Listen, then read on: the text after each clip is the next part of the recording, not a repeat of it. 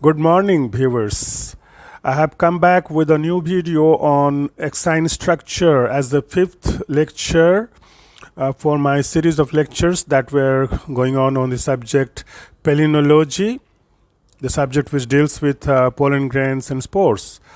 So you should also watch the earlier videos for understanding the other morphological characters of pollen grains, like the polarity, the aperture, the symmetry, and the arrangement, etc. For that purpose, you need to go to the previous videos. Today I will talk about Exine structure. In fact, I will make two videos today as a punishment, you can say, back to back. One is on Exine structure, the other one will be on Exine sculptures. So in this video I'm going to talk about Exine structures. So before going to talk about Exine structure, we should first be knowing what is Exine, what we mean by saying Exine. Exine is the wall. It is the wall layer of the pollen grain, also called the sporoderm. It is the thickest and hardest, I would not say thickest, hardest wall layer of any living organism in the world.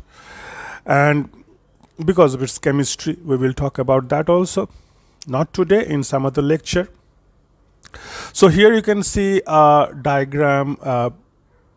This picture, it's a pollen grain, and the wall of this pollen grain, the pollen grain is male gametophyte, as you know, and it comprises of either 2 cells or 3 cells. Here it's an Arabidopsis thaliana pollen grain. So this is in the 3-celled stage when pollination took place. There are 2 sperm nuclei, and they are present in a big cell that is called the vegetative cell. And this vegetative cell has a vacuole, big vacuole, also a big nucleus. The wall of this vegetative cell is the pollen wall. The pollen wall comprises of, you can see this is one picture shown by DAPI staining. Here the 2 sperm nuclei and the vegetative nucleus is visible. And this is the overall morphological structure of the pollen grain of Arabidopsis thaliana, this one. So now talking about the layers of this pollen wall, there are in fact 3 layers. The first layer, that is called the intine. Intine is the first layer, which is present just above the plasma membrane. Intine is more or less uniform structure. It is thinner than the exine, very much thinner, but it becomes thicker in the aperture regions of the pollen grain. And outside intine, there are several layers. Altogether, they comprise the exine, about which we are interested today. And this exine also contains some sculptures outside, and we will talk about the sculptures in the next video.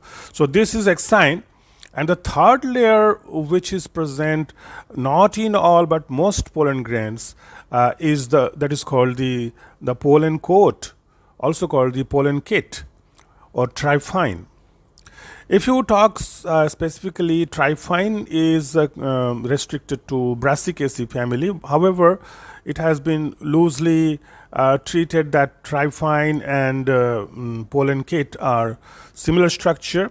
If that is so, then the distribution of tryphine on pollen kit is quite wide. From monocots to dicots, they are distributed in most of the families. They comprise, the pollen kit comprises of carbohydrate, lipids, and proteins of different types. In fact, this pollen kit contains the proteins for the S allele interaction with the stigma. It also contains pigments and maybe alkaloids of different types. So these are the 3 layers of the pollen wall. Among these, the Exine is the hardest and most resistant wall. It is made up of sporopollenin, a chemical which is a very complex polymer and very resistant to any type of chemicals. In fact, in acetylysis, for the process in which pollen grain is studied, the acetylysis process in which the pollen grain is treated with acetic anhydride and concentrated sulfuric acid and also heated. Even then, the sporopollenin is not degraded or disrupted. It remains intact. Other substances of the pollen grains are removed. This is done for the getting a better picture under the microscope of the pollen wall and its sculptures. So this is the nature of the sporopollenin, the chemistry of which we will talk in different lecture. Intine is made up of similar substance that to the primary wall that is made up of the vegetative cells primary wall, that is made of cellulose, pectin, hemicelluloses. Intine is made of the similar things. So it is basically the primary wall of the cell. Now talking about the structures, the structural part of the exine now. There are in fact two schools of thought. One is proposed by Artman 1952, another by Fegri and Iverson 1956. Artman on the basis of morphological studies and on the basis of staining property, Fegri and Iverson they also did microscopic study, of course, but they differ a little bit about the nomenclature of the wall layers. According to Artman, the exine is divided into two broad layers, that is the nexine and the sexine. Nexine are the two inner layers, sexine comprise the two outer layers. What are the two inner layers? There is a layer of wall, there is a wall layer that is distinctly stained with the foot layer.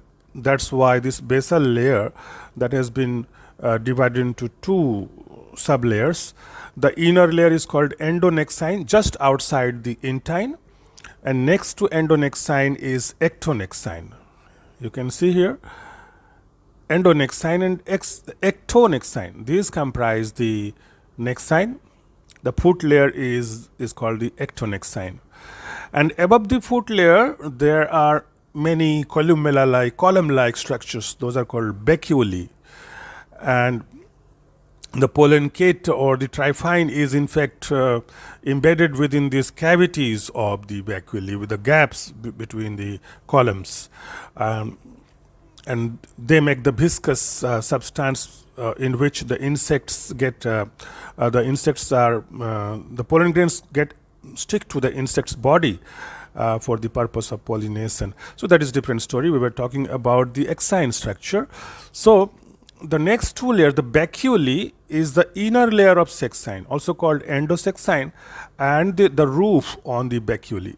This roof, we will see that it may be complete or it may be incomplete depending on the species.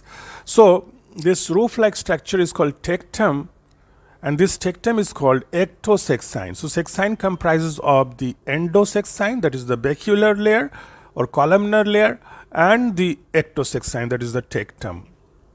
And then outside that there may be supratectal structures. According to Fagri and Iverson 1956, exine was divided into endexine and ectexine. Endexine is the yellow colored layer, that is the layer mentioned as endonexine by Artman. That layer is called endexine by Fagri, and above that foot layer, the bacular layer and the tectum, and also supratectal layer, including everything outside the endexine, is called ectexine. So ectexine and endexine, it is divided into two layers according to Fagri and Iverson. So this is the exinus. If we talk about a different picture published recently in 2018 I could find this is the most recent review on Pollen Wall. Here also, this is the pollen wall that has been given is the wall of Arabidopsis thaliana. In the lower panel, you can see this picture. This is a confocal microscopy in which they have shown the intine layer, the exine, and the supratectal SU that is being mentioned. The blue colored layer is the exine.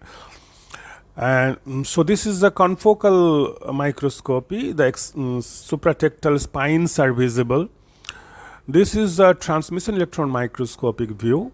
Here you can see the apertures also, the colpi shown by the arrows, and the exine is a dark area that you can see outside the cell. And the same that has this is also the TEM, but a closer view at higher magnification. You can see above the plasma membrane there is intine, and above that there are layers. Nexine represented by Ne. Nexine. BA is Baculi. PC is pollen coat, that is the tryphine or pollen kit also, and TE is the tectum. Tectum in Arabidopsis is incomplete. It is not fused with each other. It is not complete. It is broken at several places. So this kind of tectum is called semi-tectum or semi-tectate condition. So this is the wall layers of Arabidopsis, one of the model plant of the angiosperm dicot members. Here also you can see that they have divided the Artman 1916. Here Artman divided Nexine into two layers, Nexine 1 and Nexine 2. The inner layer is Nexine 2. The one that we mentioned as endonexine, here it is Nexine 2, and the ectonexine is Nexine 1. Then there is Baculi, tectum and supratectal elements together. They have been included in sexine. So there is no differentiation like endosexine and ectosexine in according to Artman in 1969 description of exine. On the other hand, Fegeri, they remain Fegeri and Evers. Here only Fegeri has been mentioned. 1956, the same classification, and here also they mention the inner layer is endexine, and the outer layers, the foot layer, columella and tectum and supratectum elements are called ectexine. So this is the about the structures of the structural stratification of exine. As I mentioned that the exine could be tectate if the roof on the tectum is complete without any gaps, so it is called tectate, and if there are gaps between them within them here and there, then it makes the semi-tectate exine. And there are times where there is no roof, like there is no tectum at all, that is called atectate condition. So this was about all about the structure of exine. In the next video we will talk about the sculptures.